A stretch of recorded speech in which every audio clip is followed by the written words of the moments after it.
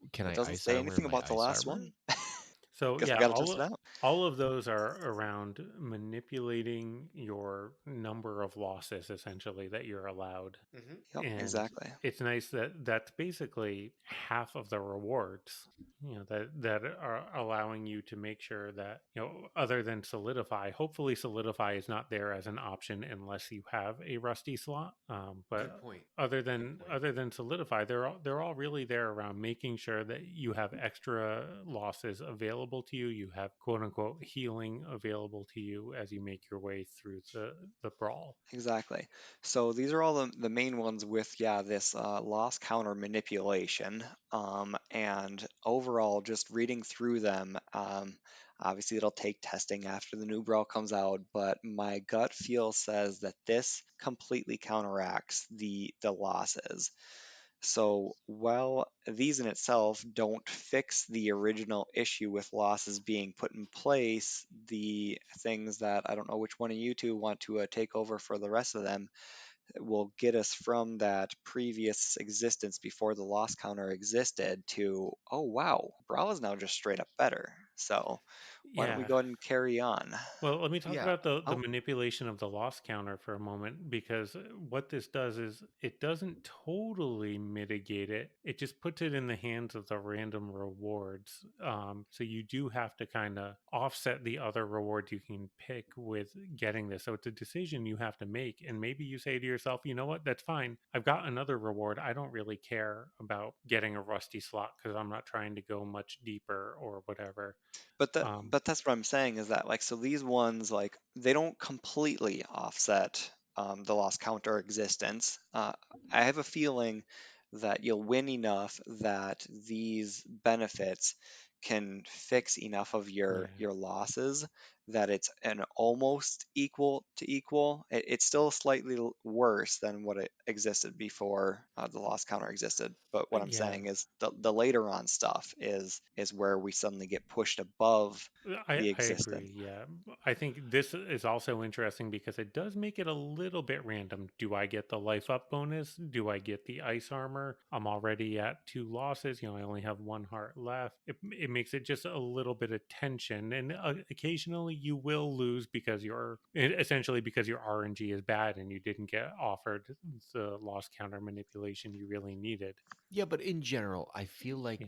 the goal of these four is to reduce your anxiety, But not, right? yeah, reduce but not completely remove. That's all the Correct. point I wanted to make. Correct. it, Well, if it, there's it can right, still get exactly. you, and it can especially get you if you're greedy with picking up the other resources, which as Thomas pointed out many times, we should go toward already because we're already well into this episode. Sure, yeah, but my point is just like our anxiety level of playing Brawl is now lower. That's great. So now the question is, why are we playing Brawl? What benefits are we going to Mhm. get out of it aside from the rewards we're already familiar with? So Sabaiku, Fortress up bonus. Talk to me. Yeah, so this is a reward where you increase your fortress level of your base by 1 within the current brawl difficulty, only for brawl matches. It doesn't work on ladder. It doesn't do Dang it, it! and it does not go beyond the cap for that brawl already. So if your base health 18 playing in the ultimate brawl, you can get this to artificially temporarily increase your base health to 19 or to 20, and that puts you on a little bit more of an even footing. You will not draw this bonus if you're already capped. So Well, that's good. if you're already base health 20, you'll basically never see this. My question is, Thomas, do you think Reckless will ever accept this? Like when it's offered, do you think he looks at it and is like offended personally, like attacked? I probably you just I think the only time he takes it is when the other option is a life up bonus, but he's like, I haven't lost yet. I haven't Right. lost any hearts. I guess I have to take this. Why would I take that? uh Hopefully also you don't get the life up bonus if you're already max life. You know, I hope that they are able to program that intelligently so it doesn't offer you rewards you can't use. Agreed. And then the final one, the one that we've been really alluding to, and we should have started with resource bonuses. If you pick this bonus, you just automatically get a certain amount of resources. It varies depending on your brawl difficulty and depending on the milestone. So earlier in the brawl, you get fewer coins, rubies, or fusion stones, but it maxes out at 500 coins in the Ultimate Brawl, 250 in the Warrior Brawl, or 100 coins in Casual Brawl. This is the Right. price of admission for the game. So, in theory, you can earn back what you spent on that game by getting a victory. That makes it a lot easier to go deep if you could reliably get a coin bonus. Mm, A very good ruby point. bonus, you can get up to 100 rubies in Ultimate, 50 rubies in Warrior, and 25 rubies in Casual. I assume it's much less at the lower milestones. I assume it's commensurate with the rewards from the milestones. And I assume that because you can only get these from milestone 3 onwards. So you can't just sit there at the first milestone and try to accumulate rubies. You got to actually progress in the brawl. And same with fusion stones from milestone 5 onwards. Milestone 5 in the ultimate brawl is 10 fusion stones. So that's where if you're a little bit lower level, it's a nice place to stop. Now you have a reason to keep going because you can get more fusion stones, up to 25 in the ultimate brawl, 10 in warrior, and 3 in casual. So that's a lot So, there. Thomas, talk to me about it. That's absurd. That is a lot of rewards. So at the 500 coins on milestone 9 to milestone 10 it pays for that game. So if you are a game in into milestone 9 and you already have all your hearts that you need, and the coin option comes up and you choose that one, you literally just got a free win out of it to continue moving forward without spending any extra resources. Going into the rubies, that's even more ridiculous. If you got the options between the coins and the rubies, you just take the rubies because 100 rubies is equivalent to 1,000 coins when you do that conversion in that conversion screen. So you can potentially get 2 free games in the Ultimate Brawl by choosing that ruby card. And then, yes, the fusion stones. 25 fusion stones for 500 coins is a great return on investment. I'm going to have to do the math at some point, but you might, if you've got a ridiculous amount of coins to sit on, you might just keep farming at that last milestone. I know as a joke a little while back, there had been a few people up in the milestone 10 of Ultimate, and just to one up each other, they'd play past milestone 10, even though there's no extra rewards, just to show up one each other. And people might still honestly be doing that just for those extra 25 fusion stones per 500 coins. Right. So what 25 fusion stones is worth, depending on your ratio, somewhere around a couple thousand coins. So now, if this only shows up once every 4 games, once every 4 wins, I should say, then it's a break even. But I mean, it could definitely be coming more quickly than that. If you're doing well in the brawl, you don't need the life up. You don't get the fortress up offered to you. You're either getting free coins so you can keep going, rubies so you can keep going, or fusion stones, which is the ultimate goal, right? 100%. So yeah, you can just kind of keep going until you eventually run out of resources or until everyone else catches up to you and your win rate just drastically drops. So this is going to really help people out with the resources, especially in the ultimate. I mean, going over to even the casual, that's still, I'd have to do the math again to see how much you're spending on your casual, but I want to say it is the 100 coins for milestone 9, isn't it? Yep. So it's still I the think, same yeah. ratio. I want to point out to everyone listening that the first 5 or 6 rewards are all, for lack of a better term, permanent. You get those for a while at least. It's not just like, oh, for the next game you've got ice armor or whatever. These are a one-time thing. You pick these, you get the reward right away, but it's not like forevermore you're going to continually earn additional gold or additional rubies or additional fusion stones. It's just right now. Do you want some? Yeah, it's just a free reward for getting a win. Like, Yeah, you're awesome. You want 25 fusion stones? You got it, buddy. These are fantastic though. They are jaw-droppingly good. They take Brawl from a, well, I'm not sure if it's really worth going past 30 crowns, 35 crowns, 50 crowns maybe. This changes that dynamic completely. Yeah, it really does turn it into a how many coins do I have to get as far as I can to accumulate as many resources as I can, right? Because at the end of the day, fusion zones allow you to really target a specific card that you want to upgrade, right? Coins and rubies are great for expanding your collection, buying more packs, buying more noble books, making those upgrades. But you get to a point where really you need fusion zones for specific cards, and this lets you get there. Yeah. I actually don't know what you're talking about right now because let me tell you about all of the spell packs I plan on buying so I can max out my Bladestorm. Rubies are where it's at. That's all I need is rubies right now. Well, Bladestorm, here I come. well, there you go. An ultimate. I mean, theoretically, if you could get that ruby pack every single time and you can get 10 wins in a row without choosing anything else, you'll get 1,000 rubies just from going from milestone 9 to milestone 10. Yeah. A Boom! thousand. I've got to at least hit 2 Bladestorms, right? Maybe 3. Seems reasonable. I don't know with your Sold. luck. Right. Well, there is that. Guys, this is. I mean, we said it at the beginning of the episode, and I stand by it. I think this is the biggest change to the game in the entire time that I've played it. Sabaiku. Yeah, it's going to be real fun to mess around Now, with this. now, Thomas, you've played longer than us.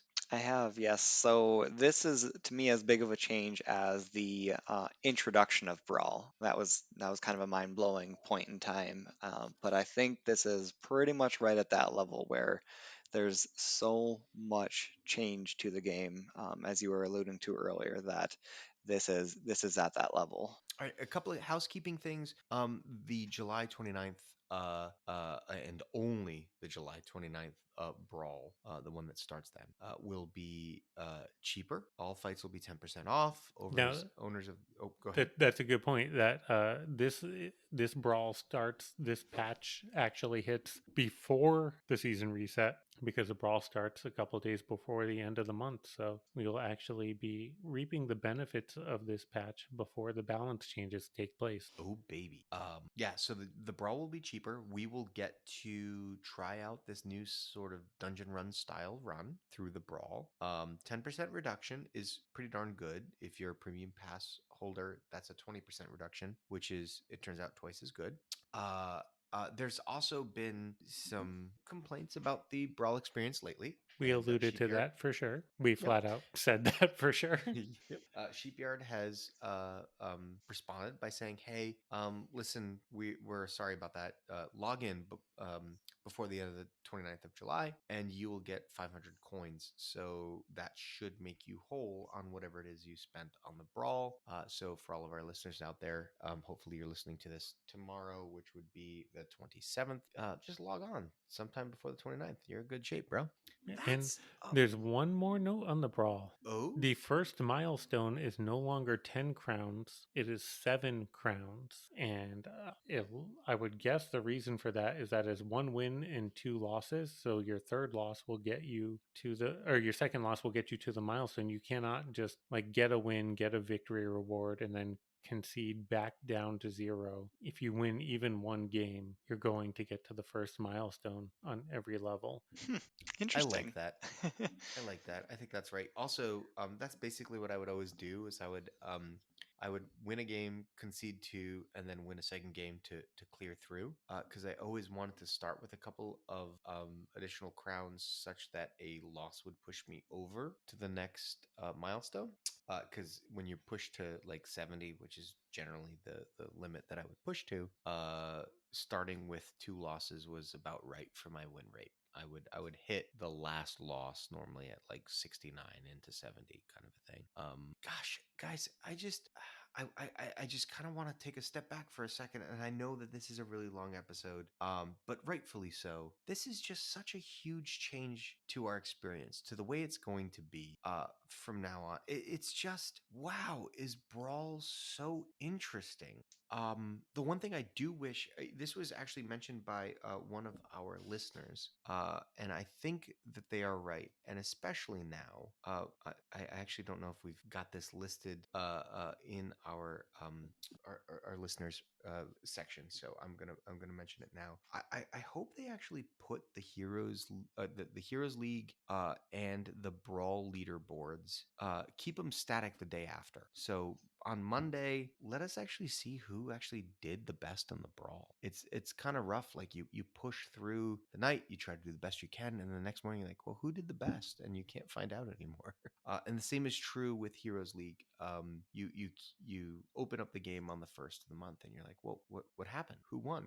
And you have to go to Discord to find out, which is what you should be doing anyway. But with Brawl taking such a new center stage to the game, I hope that they choose to keep the leaderboard up for Monday morning, so that at least we can see who did the best. So you guys can just Spike, see my name over and over and over again. oh, of course, of course. Sibaiku, your thoughts on Brawl? Yeah, it's going to be a lot of fun. I'm really looking forward to it. And more importantly, I'm really excited to see where they go with it. And I know that that's not fair to say before we've even seen the product as it is now, but it really does just make you think about the possibilities, the things that they could do with this going forward in another few months. Yeah, Thomas? Yeah, I'm already happy enough with where it is.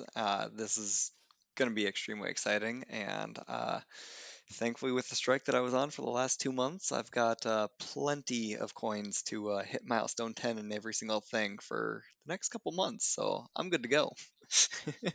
Yeah, I mean, I'm looking at this like Tesla suddenly drops a car with a jet engine and two oddly conspicuous spots that look like they're meant to join up with wings. And they're just like, yeah, here you guys go, play with this for a while and see what happens. And we're all looking at it going like, oh, this thing's gonna fly. Like that's what's happening right now. Is Sheepyard's like, yeah, here, try this, see what you guys think. And we're looking at it and we're going, bro, this thing's ready for the moon. Um, I am stoked. This is so fantastic. But I think this is time to start trying to wrap all this up. And I apologize to all of our listeners, but I hope you can hear in our voices how excited we are over all of this. This is insane. We were going to talk about a card of the week, guys. This isn't the week to talk about a card of the week. This is the time to talk about the play mode of the week. The play mode of the week is Brawl. Go try it out. That's going to end the main portion of this episode, which reminds me, I should be reminding you to please contact us, preferably in our channel in the Stormbound Discord server. You can also do it on Twitter at Brewed Sages. You can email us at thebrewedsages@gmail.com. We also have an additional way for you to reach out and support us if you like. We have a Gumroad account where you can become patrons of our work. The link is on our Stormbound Kitty page. This week we heard from Mr. P93, which holy smokes, like wow, why are all the good players thinking they need to talk to us? We know nothing. Thank you so much, Mr. P93, for reaching out. You said thanks, guys, for the Temple of Focus mention. That was an amazing deck. Really had a lot of fun with it last month. Well, I can imagine looking at it. Ubermensch dropped us a line saying, cultured, simple, red fans out there. That's correct, we are. Amalgamation was such a good brawl. Sabaiku Ice Flakes is the best card Sheepyard added in the game. Dadloader, really? Yeah, I only said that because I've been thinking it's the only card I put resources, money into. And I thought I was the only one. And then to hear Sabaiku say it, it blew my mind. That's going to do it for this episode. For Sabaiku and Mr. Petri, I am Freeloader. We are the Brewed Sages reminding you to please stay hydrated.